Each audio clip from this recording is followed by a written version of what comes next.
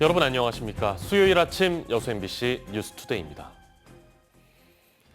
6일 지방선거 대진표가 결정되면서 후보들은 본격적인 표심 공략에 들어갔습니다.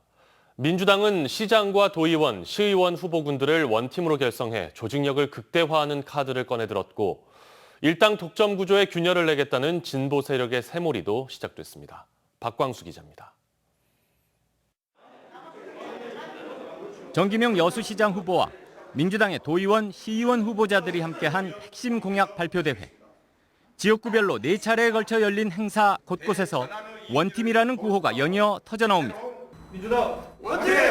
민주당 원팀! 원팀으로 지방선거 압승과 여수 발전을 위해 함께 이겠다는 약속을 다시 한번 더 드립니다. 핵심 전략은 조직력. 지역구 국회의원을 축으로 시장과 지방의원이 서로 공조해야 지역 현안도 챙길 수 있다고 호소합니다.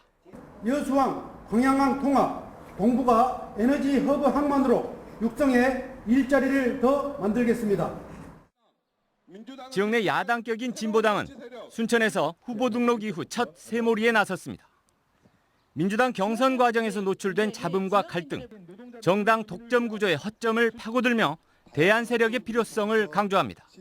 나라의 퇴행을 막기 위해서, 역사의 퇴행을 막기 위해서 불가피하게 선택한 호남 민중들의 민심을 이해하지 못하고 여전히 독선에 빠져 있습니다.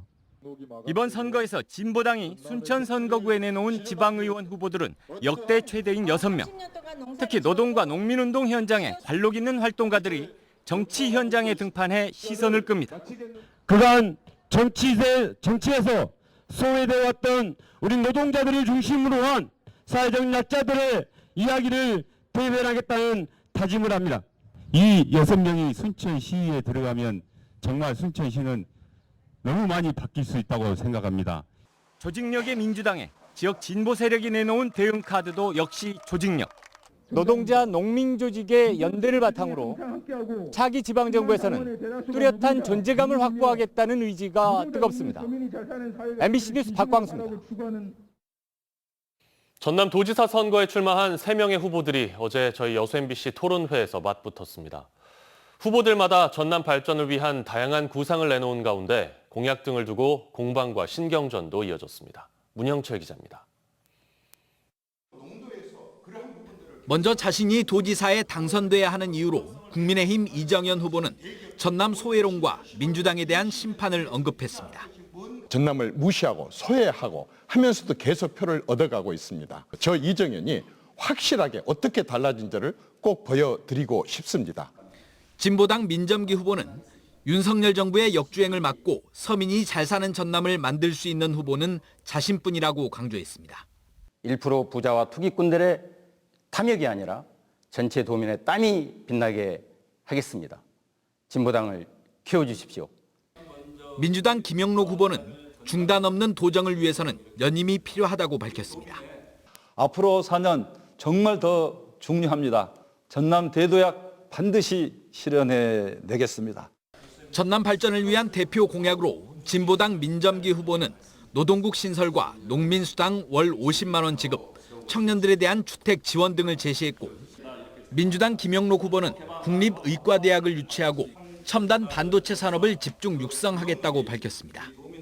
국민의힘 이정현 후보는 중앙부처 및 기업들과의 연대를 강화해 미래산업 육성과 일자리 창출을 이뤄내겠다고 강조했습니다. 후보들 간의 공방과 신경전도 이어졌습니다.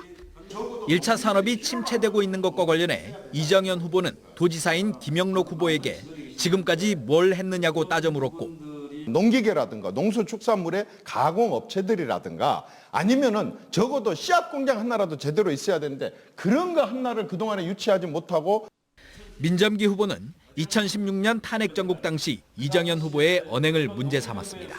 정치는 결국 신뢰라고 하죠. 탄핵이 되면 내 손에 장을 지지겠다는 그런 말씀하셨는데 김영록 후보는 민점기 후보가 태양광과 풍력 발전으로 인한 난개발 문제를 지적하자 이를 정면으로 반박했습니다.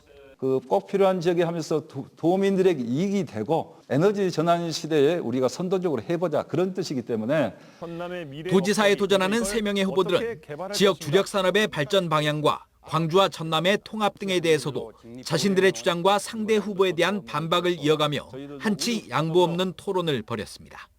MBC 뉴스 문형철입니다. 전남의 국회의원들 전반기 국회에서 출석률은 준수했지만 입법 성적은 저조했던 것으로 나타났습니다. MBC가 전남 10명의 국회의원 전반기 의정활동 상황을 분석한 결과 서삼석, 김원희, 서동용, 이계호, 주철현 의원은 상임위원회 출석률이 100%였고 소병철, 윤재갑, 김회재 의원은 본회의 출석률이 100%였습니다. 그러나 서삼석 의원이 발의한 법안의 16%, 이계호 의원의 법안이 공포된 비율이 13%를 기록한 것을 제외하면 나머지 의원들의 입법 성적은 국회 전체 평균에 크게 못 미쳤습니다.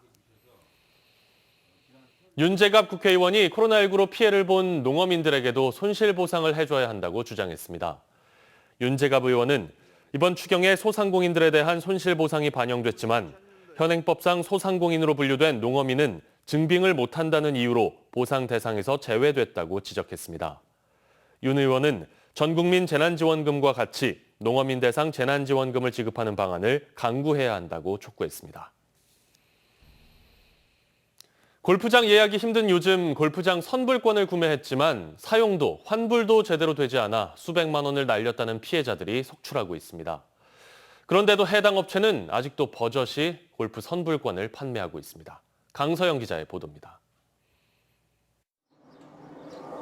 50대 한 남성이 순천의 모 업체에서 골프장 이용 선불권을 구매한 건 지난해 7월. 이 남성은 골프장 이용료를 시중보다 저렴하게 이용할 수 있다는 점에 끌려 업체로부터 700만 원을 주고 선불권을 샀습니다. 고객이 골프장을 예약하면 이 업체가 결제를 해주고 그 금액만큼 선불금을 차감하는 방식이었는데 갑자기 지난 1월부터 남성이 골프장을 예약해도 이 업체는 핑계를 대며 결제를 해주지 않기 시작했습니다. 선불권 사용이 중단되자 남성은 선불권 잔액 350만 원을 환불해달라고 요청했습니다.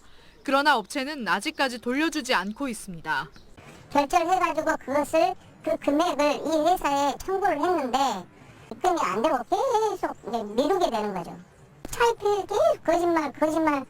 피해자는 해당 남성뿐만이 아니었습니다. 비슷한 시기 1,500만 원의 선불권을 구매했다는 한 60대 여성도 선불권 사용이 중단된 채 선불권 잔액 750만 원을 환불받지 못했습니다. 한 3일 갔다가 2일 갔다가 오후에 준다 했다가 막 이렇게 해요. 나중에 전화도 안 받아보고 바로 끊어보더라고요. 해당 업체가 선불권 사용도, 환불도 해주지 않자 피해자들은 경찰에 업체 대표를 사기 혐의로 고소했습니다. 피해를 당했다며 선불권 업체 대표를 상대로 접수된 고소장만 최소 21건에 달하는 것으로 알려졌습니다. 취재진은 이 업체를 찾았습니다.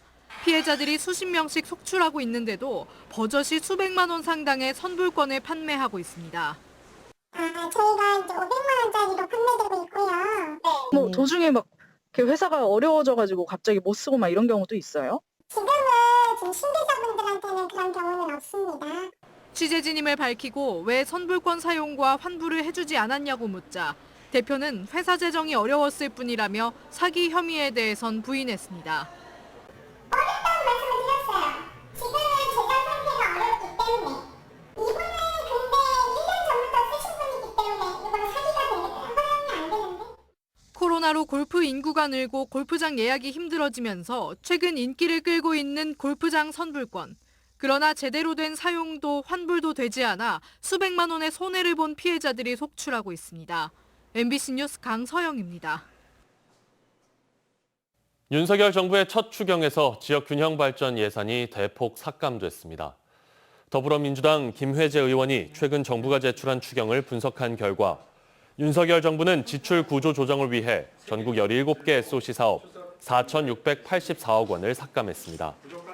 특히 전남은 여수 화태 백야 연륙교와 광주 송정 순천 간 전철화 사업 등 1,209억 원을 삭감해 전체 예산의 59%를 줄였다고 밝혔습니다.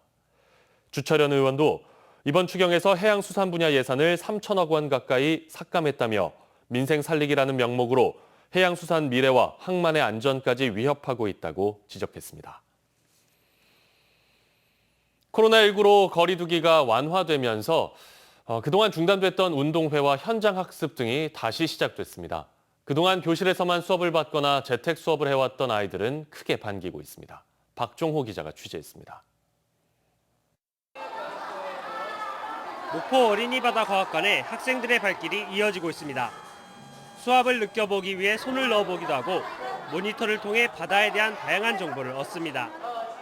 사회적 거리두기가 해제되면서 학생들이 현장 체험에 나선 것은 3년 만입니다. 네, 오랜만에 친구들이랑 같이 체험학습 올 수 있어서 너무 좋아요. 학교 운동장이 모처럼 시끌벅적합니다. 코로나19로 그동안 중단됐던 운동회가 다시 시작됐습니다.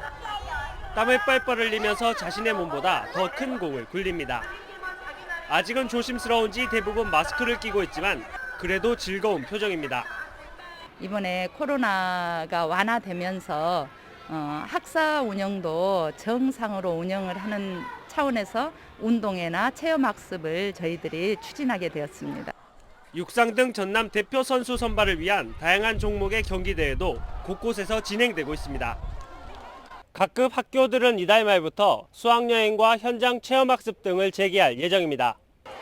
코로나19로 그동안 학교 생활을 만끽하지 못했던 학생들이 이제는 친구들과 함께 즐거운 추억을 만들어가고 있습니다. MBC 뉴스 박종호입니다. 여수 거문도의 섬들을 연결하는 새로운 다리가 들어섭니다. 여수지방해양수산청은 모두 458억 원을 들여 왕복 2차로 규모로 여수 거문도 내 고도와 서도를 연결하는 제2, 3호교를 건설하기로 하고 기본 설계 용역에 들어갔습니다. 고도와 서도를 연결하는 기존 3호교는 1991년 준공돼 그동안 노후화로 인한 안전 문제가 제기되었으며 새로운 3호교가 완공되면 거문도 내 원활한 교통소통에 큰 도움이 될 것으로 기대됩니다. 광양 백운산 치유의 숲이 전남 대표 웰니스 관광지로 선정됐습니다. 전라남도 관광재단은 최근 지역의 대표 웰니스 관광지를 공모한 결과 6개 코스 10km의 다양한 치유 숲길과 함께 치유 프로그램 운영을 통해 체험객들로부터 호응을 얻고 있는 백운산 치유의 숲이 선정됐다고 밝혔습니다. 지난 2019년 6월 정식 개장한 백운산 치유의 숲은 지난해 체험객만 3천여 명에 이릅니다. 여수시 노사민정협의회가 안전한 일터 조성을 위해 토론회 개최 등 다양한 사업을 추진합니다. 여수시 노사민정협의회는 최근 노사민정 대표위원 15명이 참석한 가운데 상반기 정기회의를 갖고 국비 보조 4건과 시비 보조 9건 등 13건, 4억 6천여만 원 규모의 노사 협력 사업을 확정했다고 밝혔습니다.